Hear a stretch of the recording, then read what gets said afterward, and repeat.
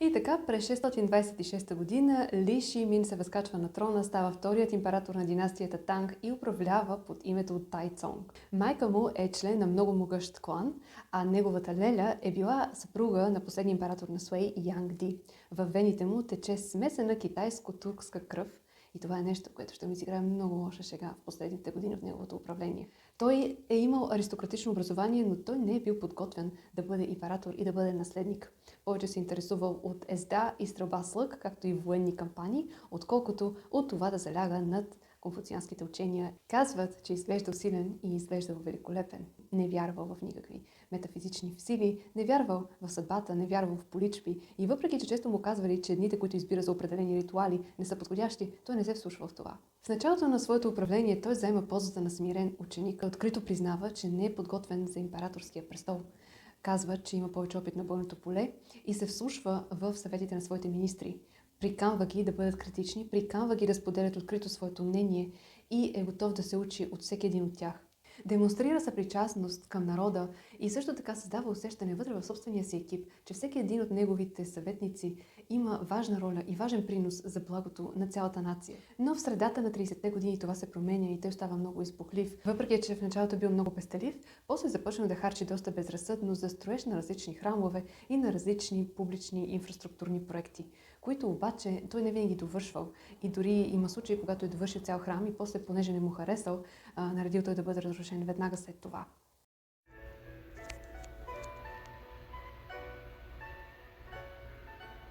Когато идва на власт, Тай Цонг се обгражда с министри, които са му близки, хора, които той познава от по-ранните години на своята кариера. Но в началото запазва и огромна част от хората, които са служили на баща му. По този начин се осигурява приемственост и се избягват сътресения при смяната на управника. С течение на времето обаче той започва лека по лека да се освобождава от тези хора, които са служили на баща му и започва да ги замества с свои доверени лица. Интересно впечатление прави факта, че двама от неговите най-видни служители преди това са били съветници на убития наследник, на убития кандидат за наследник, на неговия враг за престола, което показва, че той се интересува от намирането на способни мъже, независимо от тяхното минало и от техния произход. Друг интересен момент при начина, по който той подбира своите кадри, е, че по време на цялото му управление и даже по време на целия този век много популярност набират хора, които имат държавнически опит, имат опит в администрацията, но имат опит и на бойното поле. И те са някакъв вид смесица между военен и държавник, и администратор, и бюрократ. Но в този период и специално по управлението на Тай Цонг все още е важно за хората, които работят по високите етажи на властта, да имат опит и на бойното поле, да са били калени в битка, така да се каже.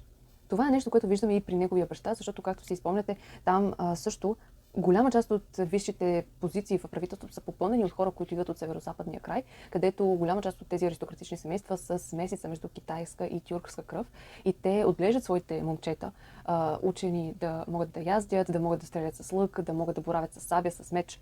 Тоест този номадски елемент, този елемент на война, на биткаджията, продължава да бъде силно изразен и в администрацията на Тай Цонг. В историческите книги е записана една негова мисъл по повод подбора на хора. Той казва така: просветеният владетел наема хората както дърводелеца. Ако дървото е право, той го използва за каруца. Ако е огънато, го използва за колело. Ако е дълго, го използва за къща, ако е късо, го използва за покрив. Без значение дали то е право или огънато, дълго или късо, всяко нещо може да бъде използвано. Просветеният владетел използва хората по същия начин.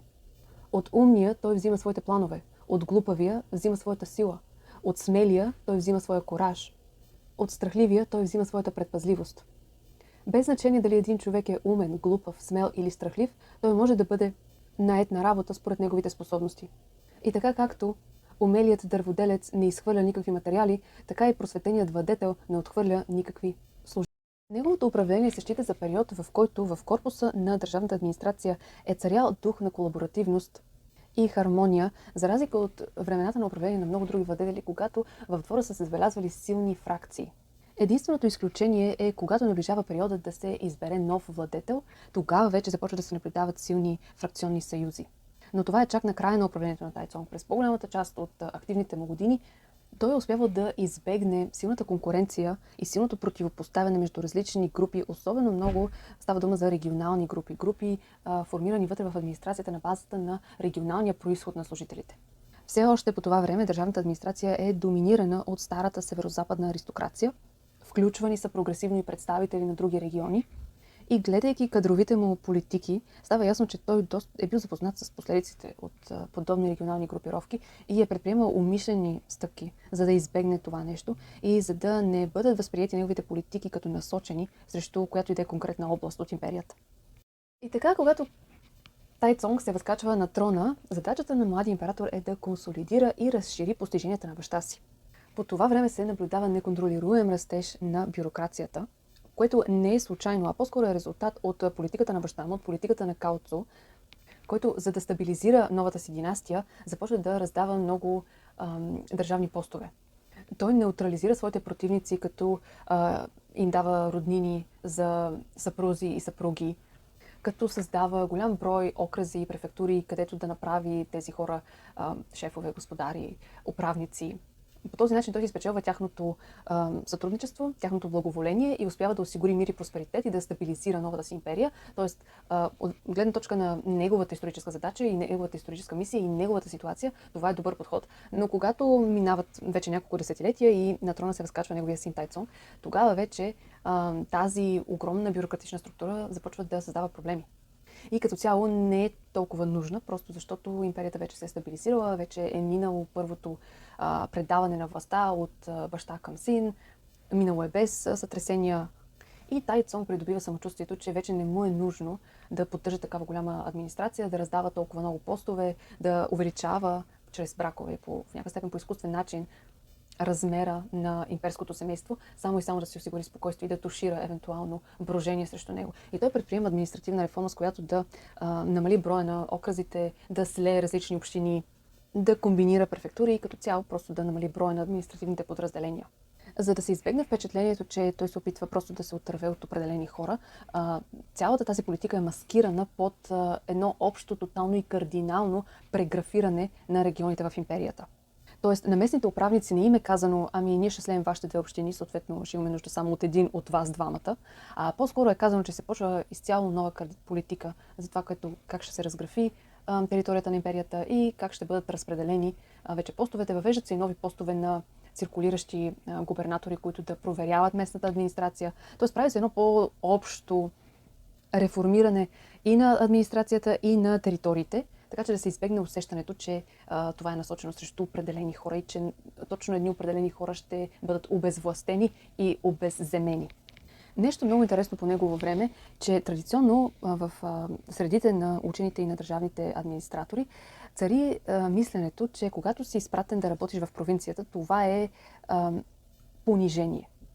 Реално, единствените смислени постове са тези, които са в империята, в столицата, а не в провинцията. Ако ти се даде провинциален пост, ти си вън от играта и това е било така общо приетото мислене. Обаче Тайцонг предприема сериозни стъпки, за да промени това и да спрат администраторите да смятат, че ако бъдат пратени да работят временно или за по-дълго време някъде в провинцията, а не непременно в столицата, това е демотивиране по някакъв начин или понижение по някакъв начин. И той се опитва да разруши това статукво и да промени тези перцепции. Идеята, че ако те пратя да работиш някъде в провинцията, някъде в някой окръг, това е един вид кариерно и професионално изгнание. Той се опитва да промени тези разбирания и го прави като лично проверява кариерите на отделните служители и имената на всички тези провинциални служители били залепвани на стените в неговите собствени покои и на специално привнесени отвън екрани за тази цел, като той следява техните кариери и лично преценява според заслугите им кой да бъде повишен, кой да бъде преместен, да отговаря за по-голям или по-ключов или по-централен окръг. Така да се каже, поддържал лични досиета в собствените си покои за работата на всеки един от тези провинциални управници. Освен това, казал и на тези хора, които работят в столицата, редовно да му препоръчват служители от провинцията, които са се доказали и които имат потенциал. И да му казват, когато някой е проявил изключителен талант и е разрешил някакъв доста сериозен проблем за населението. По този начин, всъщност, крайният ефект от всички тези политики е, че той успял да повиши уважението към тези, които заемат провинциални длъжности. По времето на Тайцонг продължава политиката за смекчаване на наказанията и намаляване на тежестта за определени престъпления. Някои сурови наказания са премахнати и като цяло изглежда, че император е предпочитал по-снисходителните политики. Освен това, той е провеждал много редовни съдебни дискусии вътре в двореца по теми свързани с правото, с етиката, с философията на наказанието и относителните предимства на суровите или снисходителните закони. Тоест това е бил един постоянен течащ дебат вътре в двореца, с която практика той иска да подчертае сложността на тези проблеми и нуждата да им се обръща внимание постоянно, да се мисли сериозно за това какви наказания се упражняват върху хората. По време на неговото управление се въвеждат много строги разпоредби по отношение на телесните наказания и се въвеждат и ограничения върху съдебните мъчения. Премахнато е наказанието за отрязване на краката и то е заменено с наказателно заточение. И за да се предотвратят прибързани екзекуции и съдебни грешки, той нарежда хората, които са осъдени на смърт, да бъдат екзекутирани само след като казусът им е бил разгледан няколко пъти. Това е продължение на политиките на неговия баща, който също се заема с това да омекоти и облегчи наказанията, които, може би си спомнят от предишния епизод, че по времето на управлението на последния император от предишната династия Суей, тогава наказанията стават много сериозни и всъщност и Као Цу, който е първият император на династията Танг, и Тай Цонг, който е неговия син, и втори император от династията Танг, всъщност вървят се в обратната посока на поетапно облегчаване на наказанията, премахване на такива екзекуции, смъртни наказания, отрязване на крака и така нататък и преминаването към някакви така по-човешки форми на наказания. Друг интересен момент от неговото управление е начинът, по който той подхожда към реорганизация на военните структури. Много интересно, че всъщност в Централен и в Южен Китай е имало много малко милиции в населените градове. Обаче, за сметка на това, в северната част на страната и особено на северозапад, там където са били тюркските племена, там е имало много сериозно военно присъствие, включително и гранични гарнизони. Но дори и в градовете, които са били вътре в рамките на империята, там е имало много сериозен брой милиции. Понякога в региона може да има над 250 милиции. Като една милиция се състои от някъде между 800 и 1200 мъже с ранга на офицери, които служат някъде между средно 20 и 60 години и в замяна на службата си получават освобождаване от данъци и евентуално робство. Обаче повечето от военните са били избирани между по-заможните семейства, и службата в военните структури се е считала за привилегия, а не за сериозно задължение.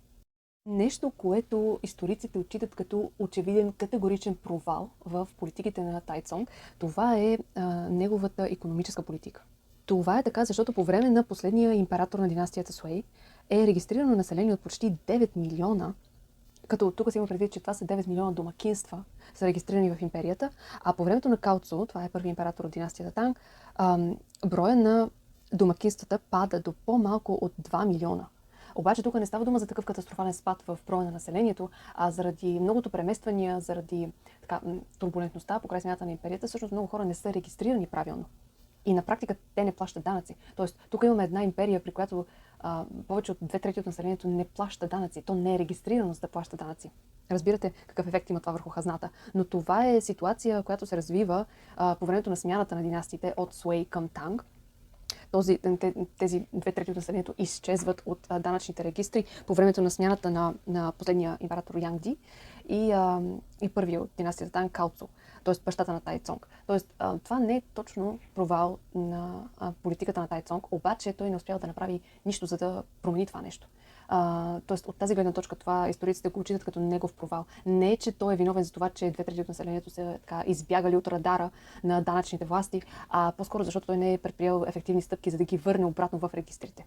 И в крайна сметка вече имаме управлението на втори император, по времето на който, смятате това колко години са и колко поколения са, по времето на който 2/3 от населението не плащат данъци. Те са въобще невидими за данъчните регистри и за данъчната система.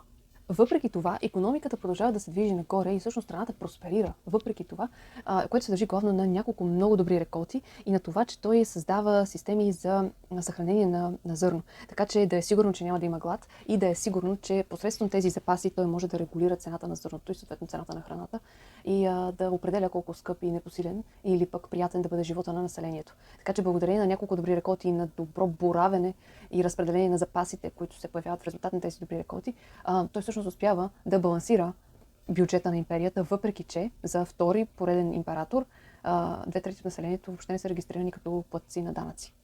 По това време все още, ако се спомнят от предишния епизод, все още пазарите не се облагат с данъци. Тоест търговията по пазарите не се облага с данъци. Държавната хазна не прибира пари от размяната, покупко-продажбата на стоки, която се случва на пазарите.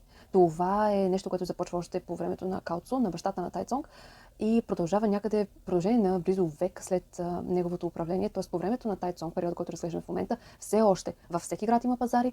Те се следят от гледна точка на качество на стоките и от гледна точка на мерките и теглилките, така че да не бъдат лъгани хората, но държавата не прибира данък върху търговията там.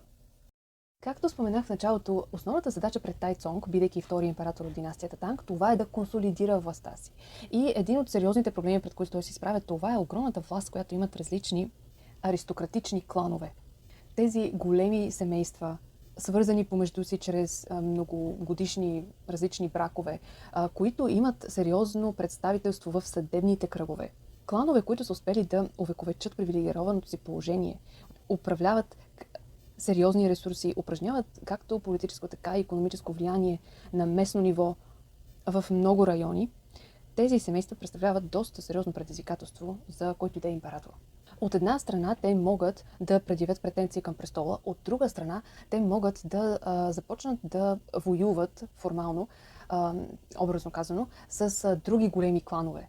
И по този начин едва ли не императора да стане пешка в една по-голяма игра, която обхваща икономика, закони, включително и военни, но по същество това е игра между различни огромни, мастити, многобройни кланове. Така че за него е важно той да ги отслаби, тези аристократични семейства. И начинът, по който го прави, е като нарежда на няколко от неговите най-висши служители да съставят общ преглед на генеалогиите на най-видните кланове в империята.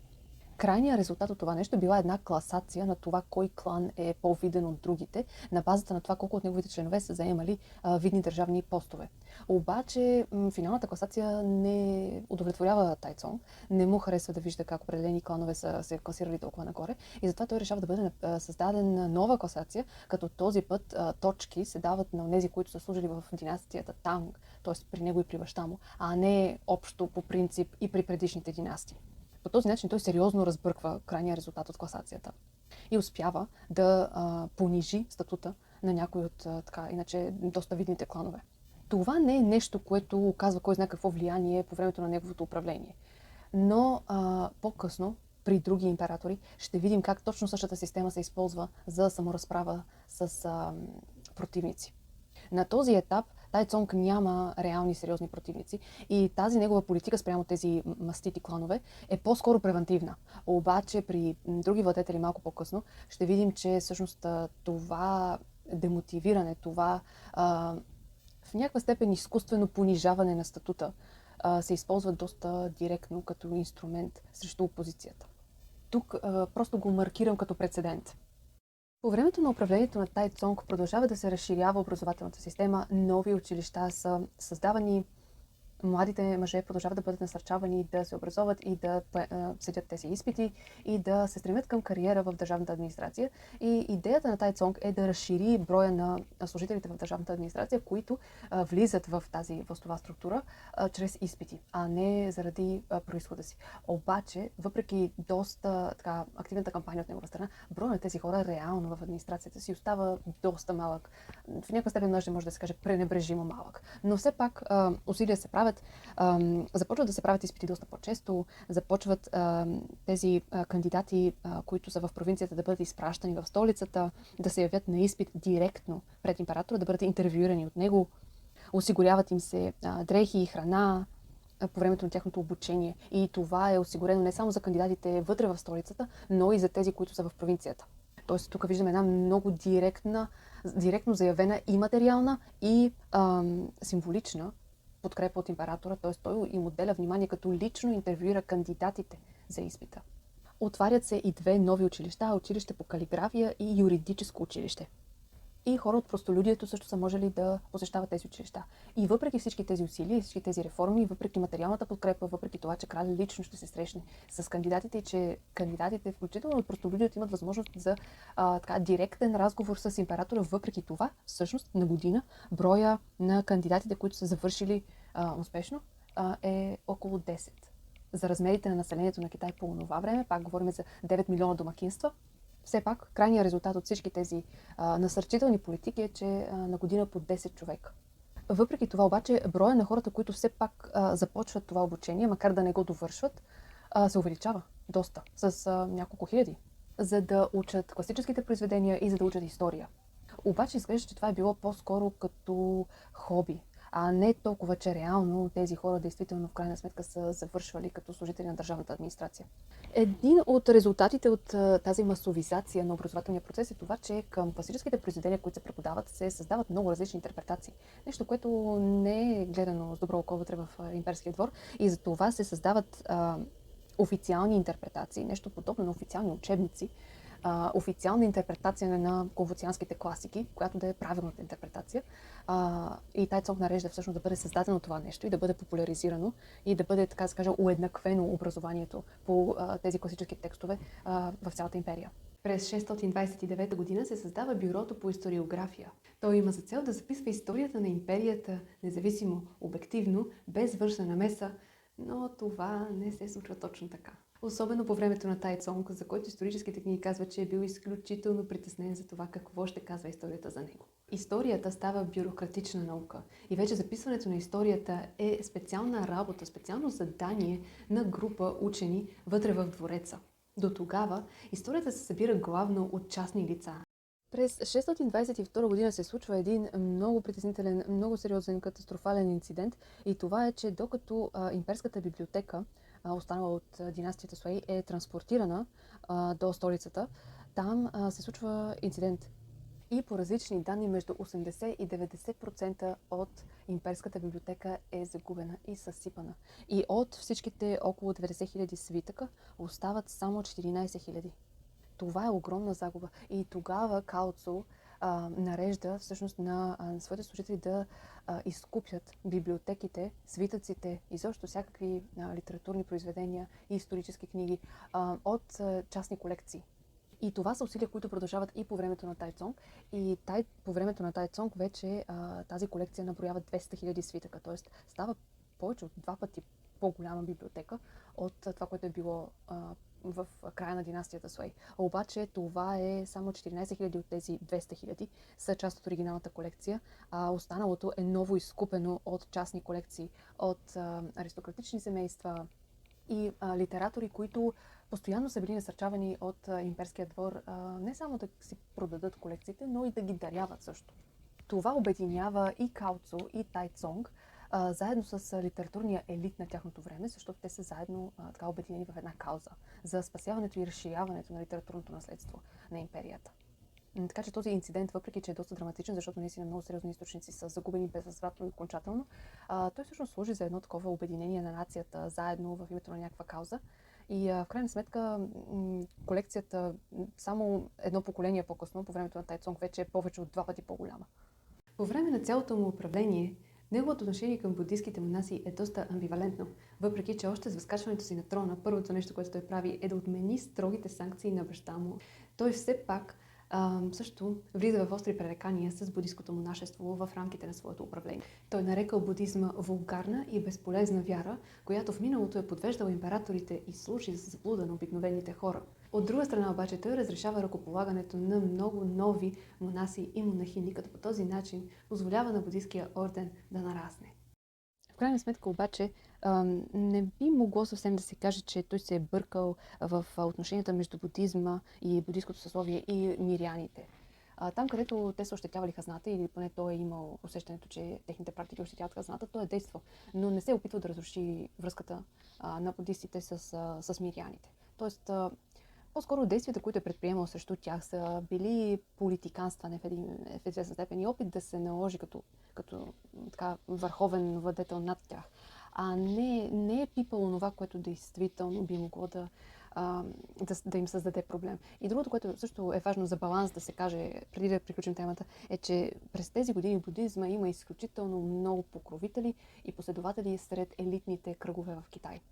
Тоест, при положение, че имаме едно китайско общество от обикновени хора, които са толкова пробудистки настроени. И имаме един китайски елит, който също е толкова пробудистки настроен. И при положение, че буддийското монашество става толкова силно, в известен смисъл императорската фигура да се заяви като по-негативно настроена към тях, може в известен смисъл да се разглежда и като опит просто да се създаде някакъв баланс.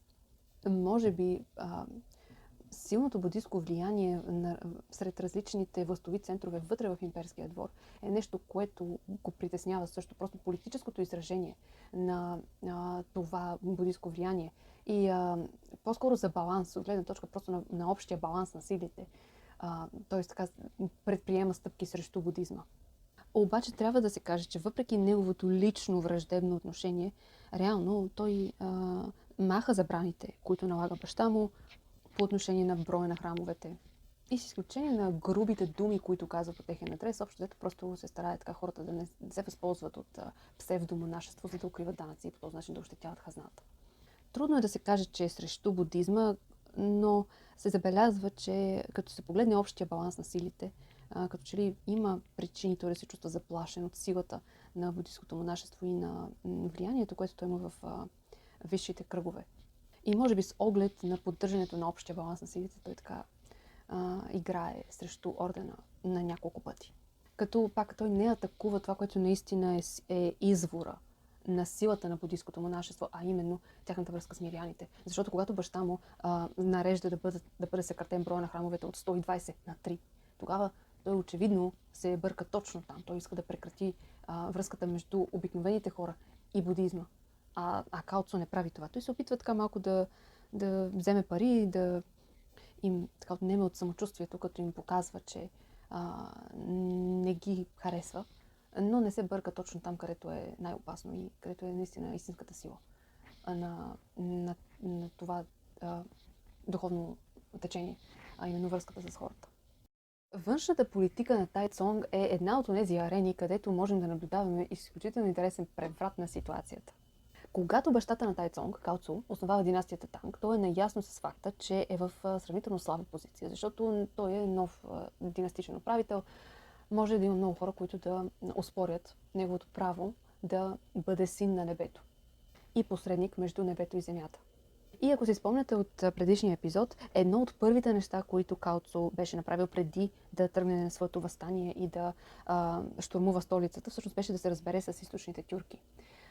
И начинът, по който той го направи, беше като се обяви всъщност за техен васал. Нещо, което тогава много други бунтовници също правят, че се обявяват за васали на турците и даже турците в някаква степен финансират голяма част от тези бунтовници, като им пращат коне, пращат им войници, защото за тях да бъде отслабена китайската династия е от полза, защото те се надяват, че евентуално биха могли да преземат столицата. В крайна сметка това не става, но дори след като Као Цо се качва на трона и основава династията Танг, той, бидейки все още в слаба позиция, полага доста усилия да спечели благоволението на тюркските лидери. Има различни бракове, дава им различни финансови инжекции, обещава им голяма част от плячката и така нататък. Тоест той през цялото си управление всъщност е в някаква степен малко подчинена позиция. Това тотално се променя в годините на неговия син на Тайцонг. И от формален васал на турците, той всъщност успява да се наложи на тях. И ако бащата е бил васал на турците, всъщност Тайцонг успява да се наложи като каган на всъщност всички тюркски племена. До някъде това се дължи на неговите умения да настройва едни турски лидери срещу други. Защото турските племена, те са си племена. Не са точно съвсем монолитно управлявана държава. Те са различни племена и има така потенциал да бъдат създадени интриги между тях. И той много добре се възползва от този потенциал. Но има и друго, което много му помага, и това е, че през 627 година, т.е. тук говорим за годината веднага след като той става император, пада много голям сняг, в резултат на което голяма част от техния добитък загива. Това води от една страна до глад, и то много сериозен глад, което вече обостря всякакви други вътрешни различия, но факта, че добитък загива, всъщност ги кара тези номадски племена вече да не могат да живеят по техния традиционен номадски начин. И те се застояват твърде много на едно място. И това е изключително противоестествен начин на живот за тях. И така много енергия, която традиционно би била изразходвана навънка, всъщност остава някакси затворена като тенджера под налягане. И започват така да се появяват доста пукнатини. И пак, това говорим за група от племена. То по принцип не е точно съвсем монолитно образование, но при такива тежки ситуации, особено когато те не могат да живеят по традиционния си начин, вече съвсем така се създава много благоприятна среда за конфликти. И тук вече се прибавят уменията на самия Тайцонг да създава интриги и, както се казва в историческите книги, да се използват едни варвари срещу други варвари. Така той успява да подкупи едни по-лесни за подкупване, по-слаби владетели, които в последствие признава за истински лидери, по този начин ги легитимира и ги насъсква и така ги окуражава да тръгнат срещу някой, който е авторитетен по принцип сред тюркските племена. И това в крайна сметка довело до такава ситуация, при която много от тези разпокъсани и вече отслабени по много причини, по много направления лидери на тюркските племена всъщност започват да се обявяват един по един за васали на Тан. Т.е. за васали на Тайцонг и на империята Танг. А само едно поколение назад, по времето на баща му, Китай е пълен с бунтовници, които за да се защитят и да си подсигурят гръб отвън от някъде, се обявяват за васали на тюркските племена. И сега едно поколение по-късно при сина виждаме точно обратното, че тюркските племена са толкова разпокъсани и толкова така настървени един срещу друг. Такъв срив на централизирания контрол има при тях, макар че пак при тях никога не е било толкова централизирано. Но все пак, такъв срив на традиционната класическа до тогава статус, иерархия между тях, че всъщност сега те имат нужда от външна подкрепа, за да бъдат легитимирани. Те се обявяват за васали на Тайцонг и за да получат външен гръб и външна подкрепа от него. Пълен обрат, тотално 180 градуса в рамките на две поколения. И тогава вътре в китайския двор възниква въпроса, добре и сега какво ще правим ние с тези тюркски племена, с остатъците от тези тюркски племена, които са наши васали. И има такива идеи, те да бъдат разселени вътре в Китай и да бъдат асимилирани вътре в китайската култура. Някои хора смятали, че това би било невъзможно, че тюркските племена са по темперамент много различни, те са номадски племена, много воинствено настроени, те са си така родени и отгледани да бъдат войни и че те няма да се асимилират в китайската култура. Обаче, въпреки това, в крайна сметка разсейват някъде около 100 000 турци вътре в Китай. И там те имат много незавидна съдба, защото голяма част от тях стават роби, включително синове на благородници. А дъщерите имат и по-незавидна съдба, но има няколко водачи, които успяват да се издействат не е лоша съдба в Китай, като стават военни офицери и лидери, изобщо успяват да продадат добре своите военни умения. Обаче съдбата на повечето от тези хора не е никак завидна. И окуражен от този успех, Тайцонг насочва своето внимание към пътя на Куприната и към района на Централна Азия, където съпротивата, която среща, е доста по-ожесточена. Там се оказва, че ще му трябва много по-сериозна подготовка, много по-сериозни контакти, много по-сериозно влияние, за да успее да постигне същия успех. И докато той се подготвя за тези неща, и докато се плетат интриги, и сменят се хора и така нататък, с променлив успехи за двете страни, тогава започва да се проявява проблем по границата с Тибет. И финално по темата за външната политика на Тайцонг трябва да обърне внимание на Корейския полуостров. Трябва много добре да си спомним колко важна цел беше този полуостров в очите на Янг Ди, на последния император от династията Суей. И че той на практика загуби империята си, загуби династията си заради неуспехите в корейските кампании. И за Тайцонг е въпрос на чест той да се докаже успешен в корейските инициативи, да се докаже като успешен там, където предишният император, т.е. този преди баща му, се е провалил. Тук просто е въпрос на чест и на самочувствие и той иска да предизвика себе си, да успее там, където Янг Ди толкова много се проваляше, защото Янг Ди има няколко корейски кампании, всичките неуспешни. Обаче той също няма да бъде успешен. Той също ще направи няколко корейски кампании, които няма да успеят на време преди да падне доста суровата зима. Ще се опита да играе трите царства, които по това време са разположени на Корейския полуостров. Той ще се намеси в интригите между тях, ще се опита да играе, да се съюзи с втория срещу първия. Отчасти заради своята собствена лична амбиция, но отчасти и защото той иска да бъде сигурен, че няма най-голямото корейско царство по тогава, най-голямото царство, което е разположено на Корейския полуостров, тогава Когорьо, да се съюзи с японците или с източна Манчурия срещу него. Въобще той не иска да има някакъв такъв потенциален силен съюз между Когорьо, Япония и източна Манчурия на северо-источната си граница. Тоест, тук има и в някаква степен солидна държавническа мисъл, в допълнение към личната амбиция, да се докаже успешен там, където Янг Ди се е провалил. Обаче той все пак не успява да успее, пак до голяма степен заради климатичните условия, които в по-голямата част от време са доста сурови. А в краткото време, в което са благоприятни за някаква офанзива, това време не е достатъчно, за да сломят корейците. А и освен това, в крайна сметка, този съюз между Япония, Когорьо и Източна Манчурия така и никога не се материализира въобще. И в крайна сметка, много от неговите съветници на Тайцонг му казват, че реално няма много причина да се хвърлят още и още усилия за покоряването на Корейския полуостров. Просто усилията са твърде много, като се сравнят с това, което би могло да бъде пресечено или да бъде получено в замяна на всичко това. Ако това да беше някаква лесна кампания, която можеше да приключи бързо и лесно и да придобием още земи към територията, добре, но ще бъде много по-сложно и в крайна сметка не си струва. Това е съвета, който те му дават. Той въпреки това иска да се опита, но той почива. Смъртта го настига преди поредната планирана офанзива срещу корейците. В ранните години на империята тибетците са били мощен съсед, с който императора е искал да има добри и продуктивни отношения. Тогава е имало много обмен на делегации, обмен на трибути и отношенията са вървяли добре. Но тибетският владетел пожелал да вземе за съпруга една от така нашумелите Тан принцеси, които не били точно принцеси, но все пак. Обаче това му било отказано. И това било знак, че всъщност императора на династията Танг подценява тибетците. Тогава тибетската армия напада. Армията на династията Танг отблъсква тази атака, но все пак разбира, че трябва да приеме тези молби за Тан принцеса за съпруга на сериозно. И след войната, когато тибетският владетел отново отправя молба да му бъде дадена за съпруга една от тези така нашумели Танг принцеси, неговата молба е удовлетворена. Ли Ченчен бил посочен за официалния наследник веднага след възкачването на Тайцонг на трона. За него се знае, че той е имал проблем с крака и е накуцвал, но проблемите започват да се появяват по-късно, когато той започва да се облича по-турски, да говори турски и да настоява неговата свита също да носи турски дрехи. По този начин той върви остро срещу китайската си идентичност, нещо, което подбива авторитета му в дворцовите кръгове. Той открито пренебрегвал китайското благоприличие и накрая дори откровенно и открито има връзка с хомосексуален певец. Тук вече чашата прелява и императора оттеглил своята подкрепа. Тогава на преден план излязла кандидатурата на един от другите синове на Тайцонг, Ли Тай.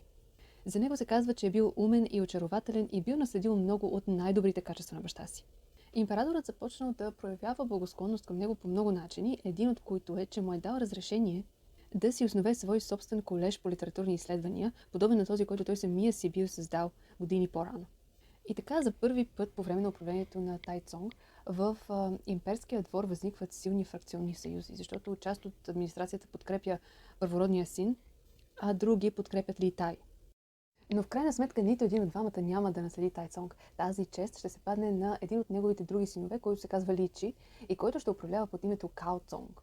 Као като неговия дядо Као Цу, основател на династията Танг, и Цонг като баща му Тайцонг. Той е бил смятан от много хора, включително и от Тайцонг, за изключително слабохарактерен и неподготвен. Обаче той се е радвал на много силна подкрепа от страна на някои от най-видните министри. В известен смисъл той се явява нещо като марионетен император на една група от много силни министри, които се справят много добре с управлението. Те са няколко, работят много добре заедно. Заедно представляват един много силен екип, който движи държавните дела много успешно. И когато те се обединяват около кандидатурата на Ли Чи, е много трудно Тайцонг да им се противопостави, особено като се има предвид, че така по-ранните претенденти за неговото наследяване всъщност не успяват да се докажат. Друг важен момент тук е да се каже, че в последните години на своето управление Тайцонг започва да изпитва много здравословни проблеми. Смята се, че по време на една от корейските кампании той е бил поразен от някаква болест, която е започнала постепенно да изпива неговата сила. И после, за да му помогнат, са били викани различни лекари, различни магьосници, дори включително един индийски магьосник, за да помогне. Обаче, в крайна сметка, той не е могъл да се възстанови. И вече очевидно става нуждата да бъде избран наследник, но очевидно става и, че той не може да управлява същото така влияние в двореца. И тази група от няколко доказани силни министри, когато те в крайна сметка хвърлят своята тежест зад един от кандидатите, много е трудно тяхната воля да бъде пренебрегната. И така, въпреки скромния си край, царуването на Тайцонг се счита за първия връх в историята на династията Танг и един от големите върхове в историята на цялата китайска цивилизация. Той завещава на своя наследник могъщо наследство, една рационализирана и гладко функционираща административна структура, здрава икономика и значително разширена империя, уважавана от своите съседи. Въпреки сянката хвърлена от провала в корейската авантюра, има ново ниво на национално благополучие, несравнимо с по-ранните периоди и се говори, че такова величие, такова благополучие е имало само в най-великите дни на династията Хан. Имало е широко разпространено настроение на самочувствие, на стабилност, на просперитет. С течение на времето престижа и славата на неговото царуване само нарастват. За образованите китайци от по-късните епохи, царуването на Тай Цонг представлявал идеал, съчетаващ образцово гражданско управление с несравнима военна сила. Режим, ръководен от силен и енергичен, но мъдър и съвестен император, който твърдо контролирал империята си, но винаги внимателно и търпеливо се вслушва в съветите на своите министри. Самите те, мъже с високо положение. Неговият стил на управление е бил ценен не само заради успехите, които е донесъл, но и защото се доближава до конфуцианския идеал за твърдо управление, основано на отзивчивост към съветите и мненията на министрите и искрена загриженост за благосъстоянието на народа.